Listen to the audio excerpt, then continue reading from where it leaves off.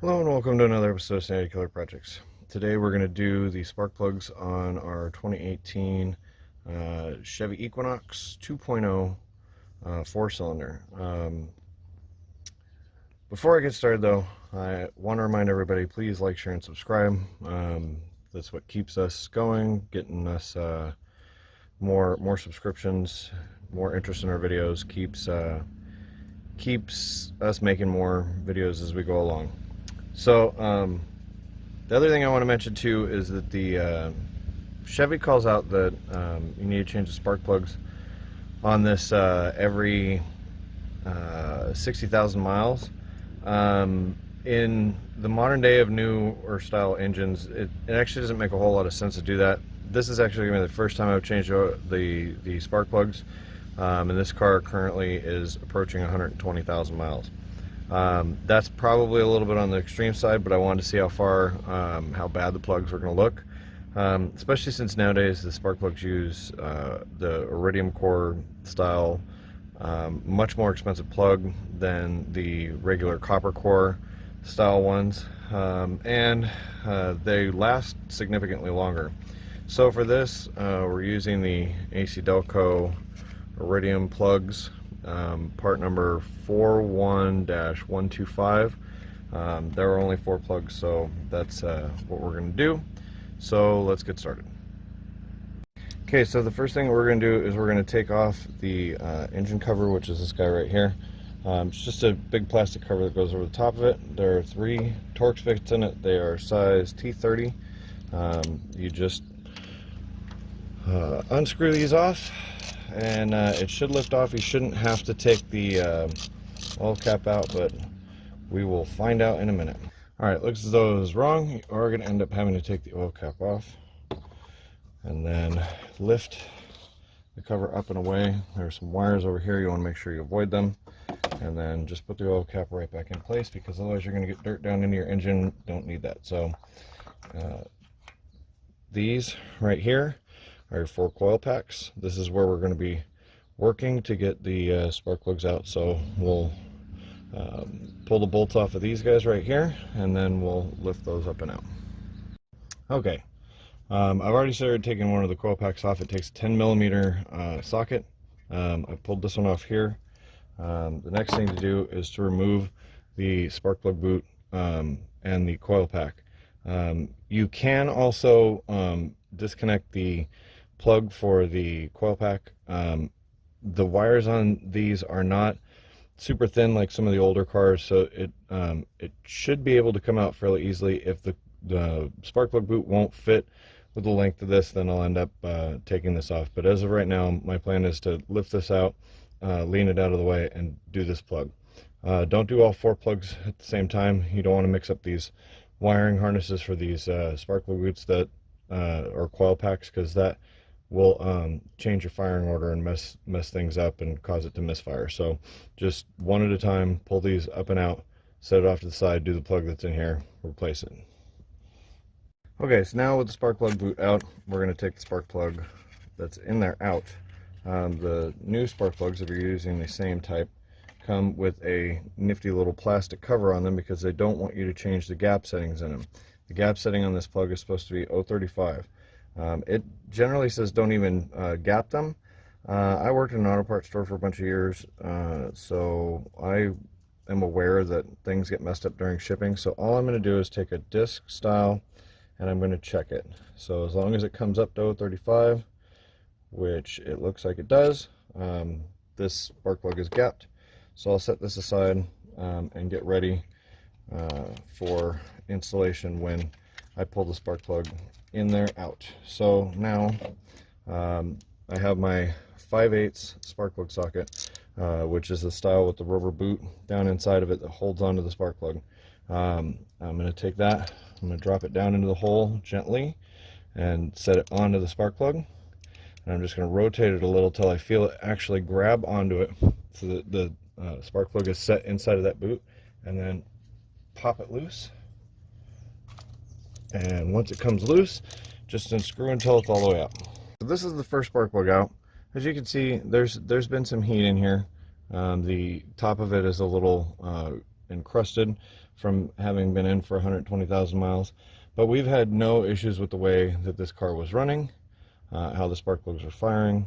Everything was perfectly normal. It just got to the point where it was time to do the spark plugs. So this spark plug doesn't look too incredibly bad for having been in there as long as it has been. I don't have an issue with this. If my engine were running as good as it is now, I would do them at 120,000. Always, though, go by manufacturer's specifications, which it says to do at 60,000 miles. The stock spark plug coming out is the exact same one. It's a 41-125, so I'm actually replacing it with the exact same spark plugs that came out. So next we'll put the spark plug back in. The spark plug seated all the way down into the spark plug socket. I'm going to take the socket and the extension, I'm going to drop it down gently into the hole. I'm going to wiggle it around till it sets, and then I'm going to hand screw it in. The reason for that is because if you cross thread these, the hole for them is down inside the engine, and it's near impossible to get it fixed, and the head would end up having to come off of it to be repaired. So now that it is threading down in, I'm just going to run it most of the way up, and then put my wrench back on it to tighten it down and just snug it up. And then I'll attempt to wiggle the boot off of it, which will fight me. This happens very frequently when you use the rubber boot style ones. So sometimes you have to get some long needle nose pliers and pull it out. If I get lucky and wiggle this thing the right way, it'll come off, which it doesn't look like it's going to have right now. So I'll get that socket up out of there, and then we'll install the boot. Alright, now that I've removed the socket from inside, the boot just goes nice down, easy down the center. When you get it dead straight over the top of it, you just get it right over the point where it's going to connect and push. That's it. Then the bolt goes back in.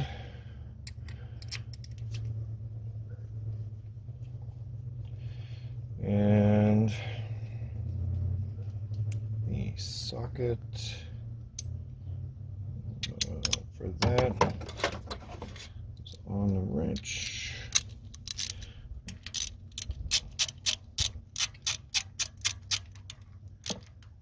And that's it. So we're going to do this to the other three. Okay, so one thing that can be done with these is you can put the dielectric grease stuff that the auto parts stores will give you to change out the when changing out the spark plugs to go between the boot and the spark plug, and you put it on the top of the spark plug. I'm not using any of that. There's no evidence that any of it was in here, and I don't see any reason to use it, but it can be used. Just make sure you don't get it on the electrode side, which is the side that goes down into the engine. There's no need for that. This plug also looks nice and clean. Okay, so one trick I want to show for not getting your spark plug stuck in the spark plug boot, old mechanics trick. You take it and you set it into the boot, but you get it to where it just bites the edge of the metal, so most of your threads are sticking out. You hand set the plug down into place, thread it in,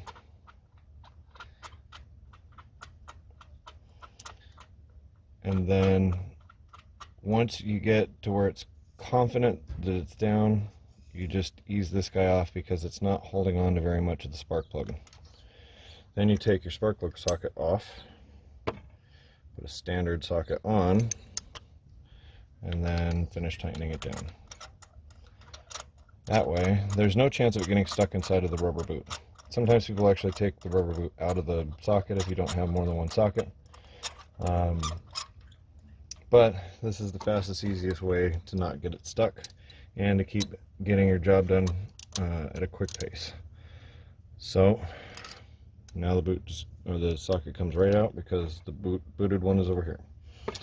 The other trick that you can do too is patience.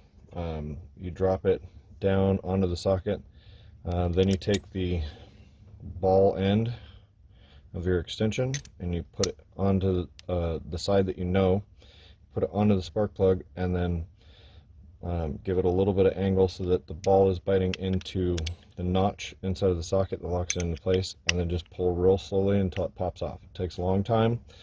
That's how I ended up getting these two off, because my long needle nose pliers were at work.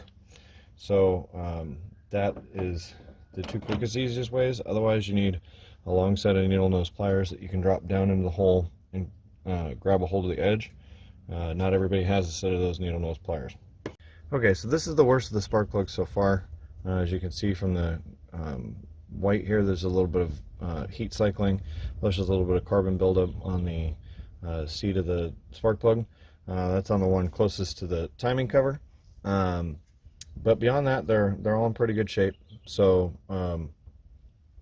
this has gone 120,000 miles, and it looks as though that's not an unrealistic thing for it to do, even though the recommendation is at 60,000 miles. The only other thing that I want to mention is about how the spark plugs are tightened down. When they come out, the spark plugs are going to feel like they have a high torque setting on them, and I guarantee you that they don't. The problem is the dissimilarity in metals between this and the sleeve that's inside that holds the spark plug in place, plus heat cycling of it going up in temperature and down in temperature regularly.